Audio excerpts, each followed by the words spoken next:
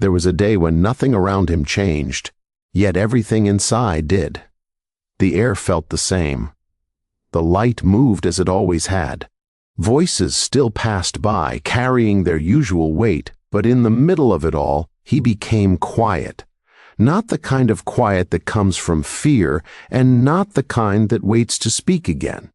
It was a stillness that arrived on its own, as if it had been walking toward him for a long time. He noticed it first in his chest, a slowing, a gentle settling. For once he did not rush to fill the space with words or reasons. He did not reach for explanations that had always left him tired. He simply stayed where he was, listening. And in that listening he felt something unfamiliar. Relief, perhaps, or maybe it was honesty.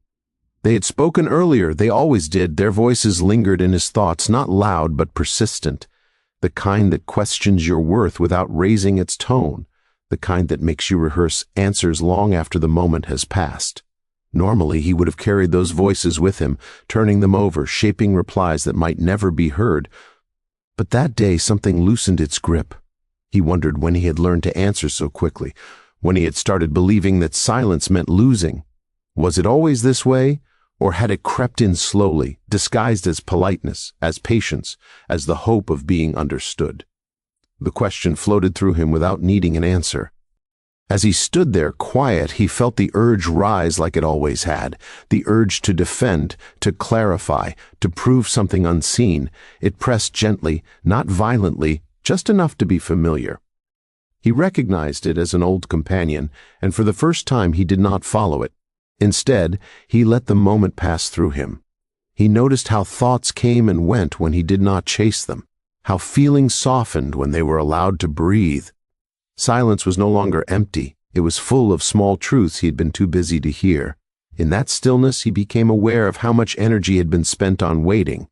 Waiting to be acknowledged, waiting to be understood, waiting for the right moment, to finally feel at ease. The waiting had felt necessary once, almost noble. But now, in the quiet, it felt heavy, like something he had been carrying without remembering why. He asked himself softly, what happens if nothing is said? What remains when there is no response ready, no explanation prepared? The questions did not demand answers. They simply sat beside him, calm and patient. The world did not stop because he went quiet. That surprised him. Sounds continued. Life moved forward without asking him to explain himself. And in that realization, something eased. Perhaps the pressure had always come from within. He felt a small sadness then, not sharp, not overwhelming, just a gentle recognition of all the moments he had spoken when his heart was tired. All the times he had filled silence out of habit, not truth. The sadness passed slowly, like a shadow at dusk. What remained was a sense of grounding, a feeling of being present in his own body, in his own breath. Silence wrapped around him, not as protection, but as permission. Permission to exist without performance, to be without proving. He did not call it strength, not yet. It felt too quiet for that word. It was simply a pause, a turning inward, a moment where he chose to observe rather than react, even if only for a breath. And in that breath, something important began. Not loudly, not with certainty, just a subtle shift, a sense that this quiet was not an ending, but the beginning of a different way of standing in the world. After that quiet moment, the world began to look at him differently. Or perhaps it always had, and he was only now noticing. His silence did not go unseen. It was noticed, measured, and quietly judged. They watched the stillness and decided what it must mean. They often do. To them, his quiet felt like absence, like retreat, like something lacking. They filled the space he left open with their own meanings. Assumptions settled where questions could have lived. And without asking, they began to believe they understood him better than he understood himself. He felt it in the way their eyes lingered, in the pauses that followed his stillness. Silence, in their hands, became a story they told themselves. A story where quiet meant weakness, and restraint meant surrender. He did not correct them. He only noticed how easily silence can be misunderstood. Inside, the discomfort returned, softer than before but deeper. A familiar ache stirred. The part of him that wanted to be seen fairly. The part that wanted to say, "This is not what you think."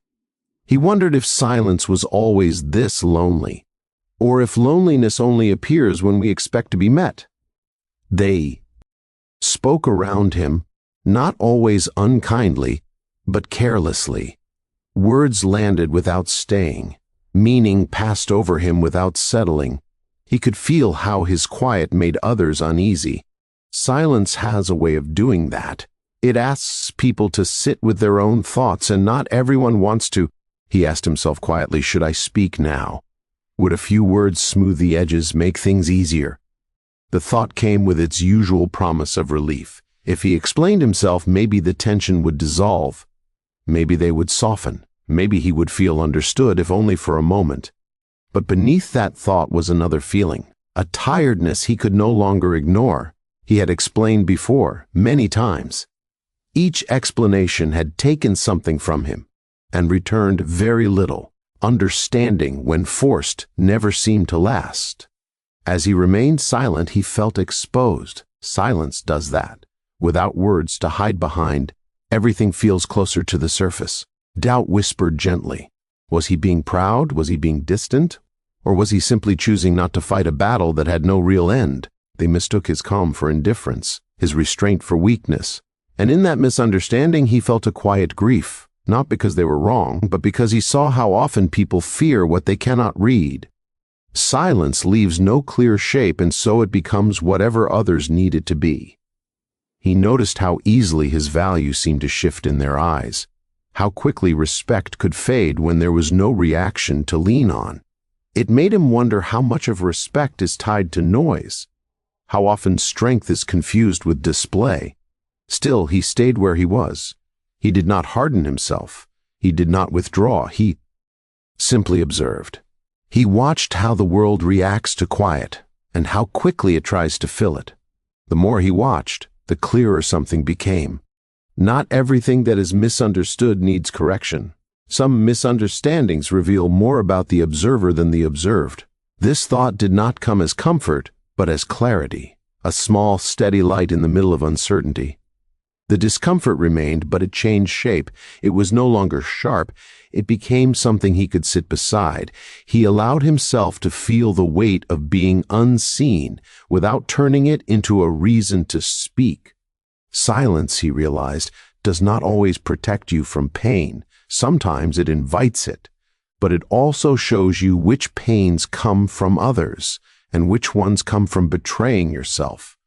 As night seemed to deepen around the story, he stayed quiet, not because it was easy, not because it felt good, but because somewhere beneath the misunderstanding, beneath their assumptions, he sensed that this silence was honest, and for the first time, honesty mattered more than being understood. In time, something subtle began to change. It did not announce itself. There was no sudden clarity, no sharp turning point. It arrived the way understanding often does, quietly, when the mind has grown tired of noise. He noticed it one evening, when the familiar urge to respond did not come. A moment passed where it usually would have risen, quick and demanding. But instead, there was space. And in that space, he felt steady, not detached, not cold, just steady. He wondered when that had happened, when silence stopped feeling like something taken from him and began to feel like something he was choosing. The difference was small, but it mattered. One felt like loss, the other felt like grounding. As he reflected, he saw how often he had believed that answers were a form of control, that by speaking he could shape how others saw him, that words could protect him from being misjudged. But the longer he stayed quiet, the more he saw how fragile that control had always been. No matter how carefully he had spoken before, they still heard what they wanted to hear. No matter how clearly he explained, meaning still bent in their hands. This realization did not make him bitter, it made him honest. He began to understand that silence was not an absence of strength. It was a different shape of it, a strength that did not rush forward, a strength that did not need to prove itself by pushing back. There were moments when he felt the old reflex stir, a comment left hanging, a look that carried judgment. His body remembered how to react. Even when his mind no longer agreed, he felt the tension rise, then fall, like a wave that knows the shore will hold. In those moments, he stayed with himself. He listened to his breath. He noticed how quickly emotion can pass when it is not fed. This was not suppression, it was patience. He realized then that not answering was not the same as agreeing. Silence did not mean surrender. It meant choosing where his energy would live, and for the first time he saw that his energy was limited, precious, and easily wasted. They might still misunderstand him, that had not changed, but something else had. Their opinions no longer reached as deeply, not because he stopped caring entirely, but because he stopped letting their noise define his center. He began to sense a quiet dignity forming, not pride, not distance, just self-respect. The kind that does not announce itself but can be felt. The kind that comes from knowing when to speak and when to remain still. He asked himself softly, "What am I protecting when I stay quiet?" The answer surprised him. He was not protecting his image, he was protecting his peace. There was relief in that truth, a gentle release. He no longer felt responsible for managing how others felt about his silence. Their discomfort was not his burden to carry. As days passed, he noticed how much clearer his inner world became. Without constant reaction, his thoughts settled. Feelings became easier to understand. He could tell the difference between what mattered and what merely demanded attention. Silence became a place he could return to, not to hide, but to listen. To observe his own reactions without obeying them, to let life move without needing to interrupt it. He did not feel superior. In fact, he felt more human, more aware of his limits, more forgiving of himself for having spoken too much before. Growth, he realized, does not erase the past. It softens it. There was strength in knowing he could speak if he chose to, that his voice had not disappeared. It was simply resting, waiting for moments that deserved it. And as the story settles into the quiet, one truth became clear to him. Strength does not always rise to meet noise. Sometimes it stays seated, calm, watching, unmoved. In not answering, he had not lost himself. He had found where he truly stood. Life did not pause to acknowledge his change. It continued in its quiet rhythm, asking nothing from him. At first, that felt strange. He had spent so long waiting for a sign, a response, some clear moment that would tell him he was finally understood. But no such moment arrived, and slowly he began to see that it did not need to. He moved forward without announcing it, without asking permission. His steps were small, almost unnoticeable, but they were his. Each day he carried less of what was never meant for him. Less need to be seen a certain way, less urgency to correct every wrong image placed upon him.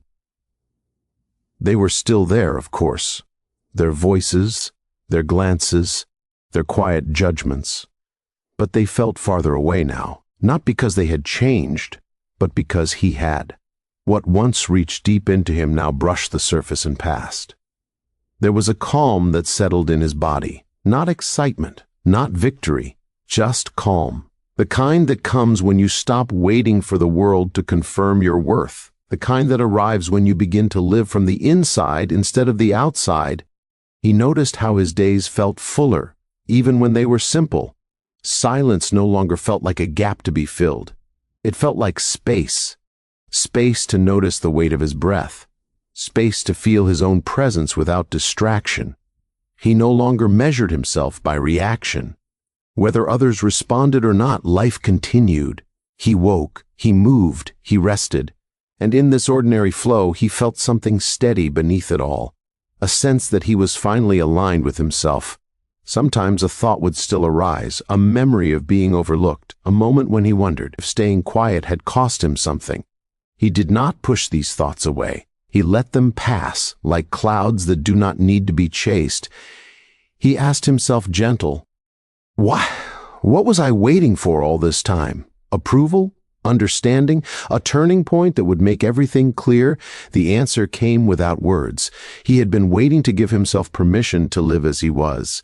And now, without ceremony, he had done so. Silence had taught him something simple and lasting. That self-respect does not come from being loud. It comes from knowing when enough is enough, when explanation turns into self-betrayal, when reaction drains more than it gives. He did not withdraw from life. He engaged with it differently, with fewer defenses, with less performance. His presence felt quieter but also more real. He no longer needed to announce his boundaries. They existed in the way he carried himself. There was peace in this way of living, not the kind that erases difficulty, but the kind that remains steady within it. When misunderstandings came, they no longer shook him. When silence returned, it felt familiar, almost kind. He began to trust this quiet strength. Trust that he did not need to rush. That what was meant to meet him would do so without force. That living fully did not require constant explanation. As the story settles into its final stillness, there is no dramatic ending, no lessons spoken aloud, just a man who stopped waiting and began living gently from within. The world did not applaud. It did not need to. He carried something more enduring than recognition. He carried peace, and in that peace he finally rested.